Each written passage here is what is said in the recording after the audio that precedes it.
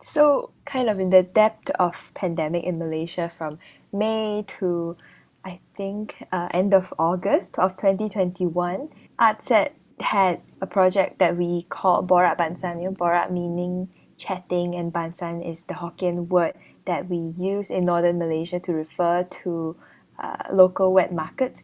So the project Borak Bansan, like I said, was about 2.5 months long, and we tried to combine three elements, namely the site or the research aspect, an art form, which was tabletop game design, and also intergroup dialogue, which focused on social identities and its effects on lived experiences. The team I have with me today, so my name is Winwen. I was one of the programmers and facilitators of the Borak Bansan project. With me, I have Yifen and also Shira, who are both staff members at ArtSet and also programmers and facilitators of the project. So, Yifen and Shira, across the kind of more than 20 sessions um, over that 2.5 months, including a couple of months before of planning and prepping and things like that, we were kind of deep in the weeds, right, with like facilitating and all, and it was something new for I think all of us in different ways. So maybe just honing in on the aspect that it was a pretty diverse group of participants. They were between the ages of 17 and 23 years old, and they come from pretty different backgrounds. Some of them are still studying in Form 5, the last year of secondary school, and others are in their first or second years of university, and there's even some participants who are already working. So facing such a diverse group of participants, can you share, like, I mean, I don't think we really talked about it. I mean, we always tried to problem solve together, but I want to hear from the two of you, like, what was it like facilitating these participants of so many different backgrounds in a program that involved also so many components, right? Is the art, is the site, and also intergroup dialogue. How was it like? Maybe Ethan, you want to go first? Well, you asked a lot of things in that question. I feel like there's, like you said, there's a lot of components, right? And I think for me, having diverse participants is not something new in the work that I previously do, in art set work as well. Like we always have uh, kind of quite diverse, right? In terms of age, in terms of race, in terms of background, like socioeconomic status and things like that. And I think it becomes challenging because I think mainly the theme or the focus of the program is about inclusivity, right? So we have to really look at all this diversity in the eye, right? And have to challenge, a lot of things that a lot of assumptions. I think previously it's just like women you earlier mentioned, right, about how we problem solve. Okay, if some people don't have earphone, we bring it to them and things like that. But we don't really talk about what exactly is the underlying structure or assumptions or things that just unpack more about it. I think that is what was difficult for me because I have never had to do that. And I think even, growing up, being in the public school system and things like that, I feel like yes, we did try to add in the critical thinking element in school, but I don't think it's as strong as what I see right now in facilitating. I think for me it's difficult, so I had to learn a lot of things and learn how to think critically to be able to help participants to also think critically when we talk about, especially in terms of social identities and things like that lah. I remember, had to unpack the games, right, in terms of inclusivity. So we had the three different elements. We have representation, accessibility, and also interactions. And when we have to unpack games, for me, I used to play games because it's fun. Now I had to unpack it, and it was so difficult, but at the same time, it's quite rewarding lah. So I remember talking about how representation, like I think Winwon mentioned something about representation. Whenever we try to represent something, there is a risk of stereotyping, right? So I think especially in terms of when we want to do game, we talk about representation a lot, but there will still be, risk of stereotyping. Is it to reflect reality, or is it an ideal world that we want, right? to be reflected in the game, that there's still a risk of stereotyping. And I think that kind of made me think of, actually all these conversations that's going on is not really about finding an answer, but it's about the continuous process of being critical and talking about it and reflecting. And that for me was difficult, but at the same time rewarding lah. Yeah. If you even acknowledging about the challenging part, so I will acknowledge about the fun part. Definitely, I enjoy.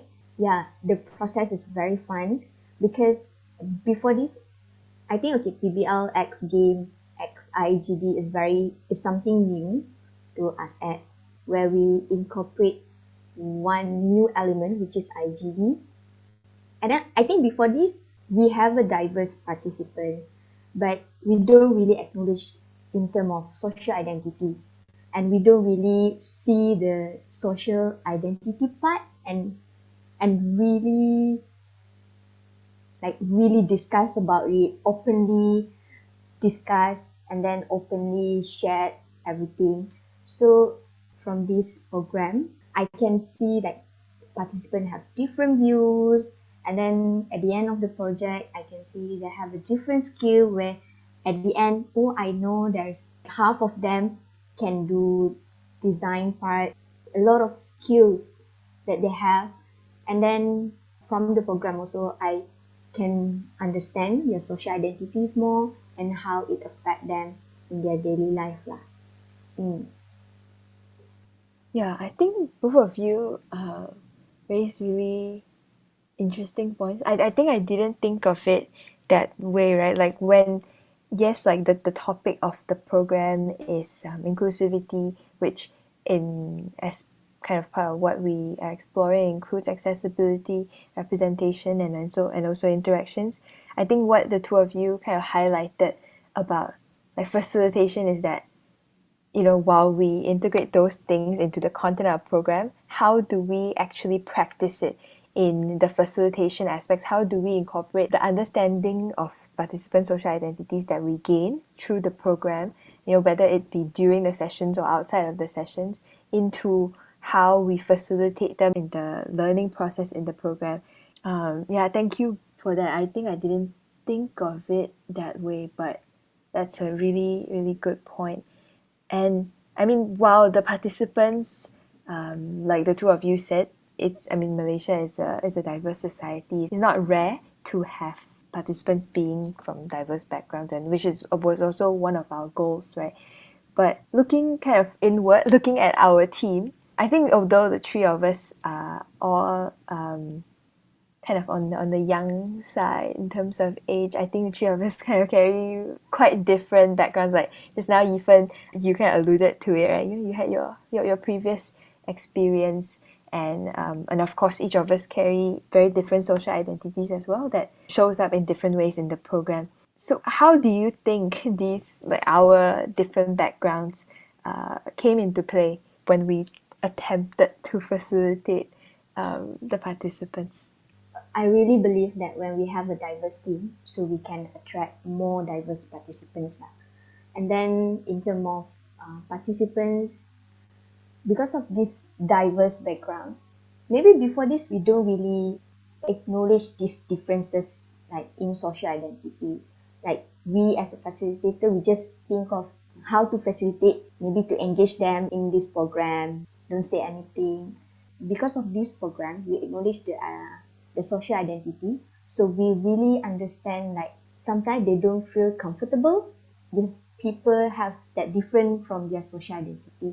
So from here, I really understand that, okay, my social identity is helping others participants that have same social identity with me. As example, because I am Malay, so sometimes maybe because we are in a diverse team, Malay participants cannot really understand, and maybe because of the language barrier lah.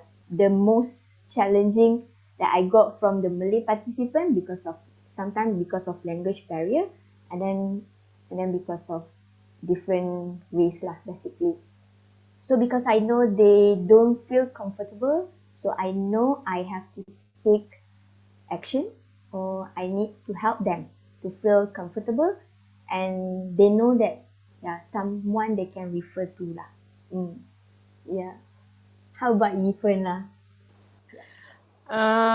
Yeah, I think I agree totally with Shira in the sense that but I remember asking Winwon, I remember in the early part that is it weird that we are not as diverse, when it comes to race as in our team lah, when our objective is to attract, diverse people and things like is it weird? I didn't know exactly what it is. I couldn't really pinpoint what exactly it was, but I think throughout really running the program and facilitating, it shows up in a lot of places in the sense that representation within the team, right, the program team or the facilitation team really helps in understanding better what the participants need and what they, like Shira said lah, like in terms of how to make them feel comfortable in sharing, and especially in terms of IGD, right, where you really want people to feel safe and feel brave and feel comfortable to share. I feel that it is important, and at points I do feel frustrated when I feel there is barrier.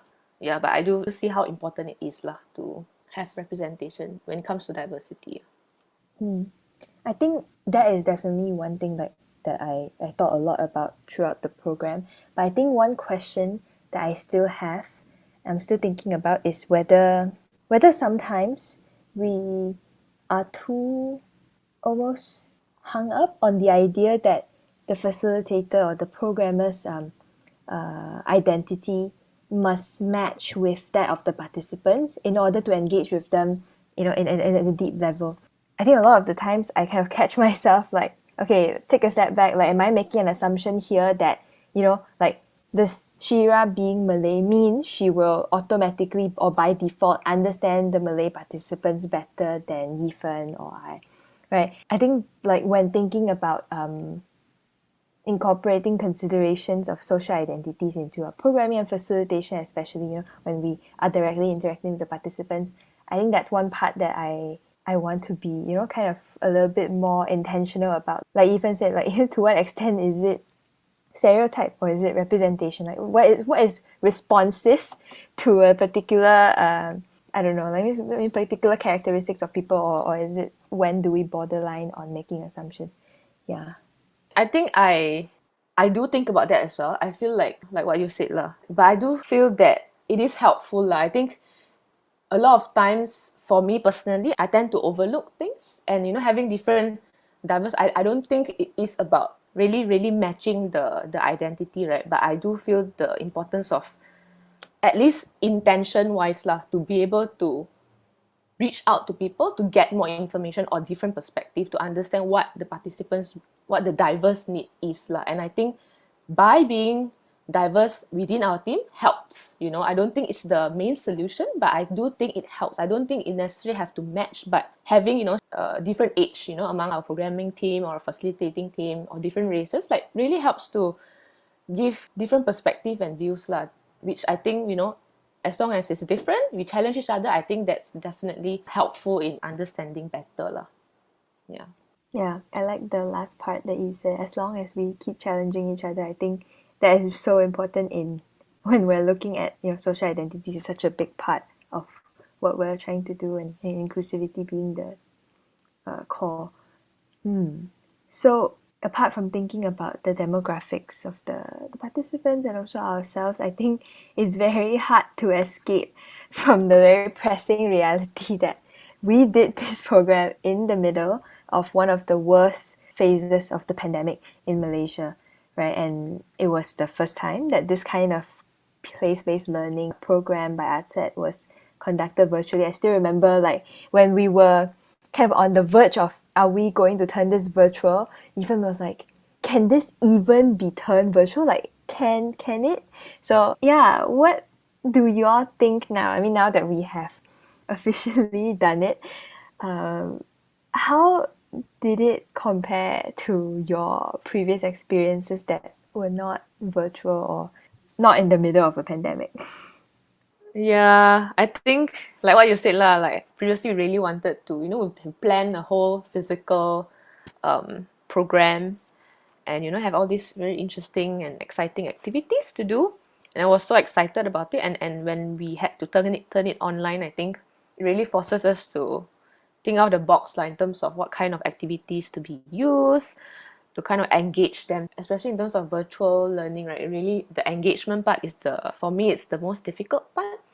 And also, I think because of that, there's a lot of things that we estimated not accurately because it's our first time doing, right? So there's a lot of like, in terms of participants engagement, right, we think that, maybe they can focus for 3 hours, right, things like that, or the amount of activity that we plan and things like that. I think a lot of times the estimation part is not as accurate, and in that sense we had to balance a lot of things, right, in terms of learning, how deep we want the learning to go, how much time we want the participant to engage in, how much effort they want the participant, outside of their work and their study, to put into the program. I think it's all about, other than thinking out of the box, it's also about balancing all these different components lah. Yeah. Yeah, for me it's really exhausting. Yeah, same like Ethan, because to have like to really focus on in front of the screen is not easy lah actually. And then same like Ethan, it would take longer time, because I think if this physical, like 2.5 months, you can achieve whatever objective that you have proposed before. But because of this is virtual, so the time for particular activities will double up, because it's very limited to your in front of your screen only. And then it's less human interaction, because yeah, facilitation, it takes a lot of interaction. You need to communicate, and then every time after a session that I need to facilitate, I will feel very exhausted. And then yeah, to keep up the momentum, to keep up the energy, to ask them to talk, to share, it's really take a lot of effort lah basically. Yeah, I think, Shira, one thing that you kind of mentioned a few times, like today and also like previously throughout the program, is I think you emphasize a lot on building relationships, right?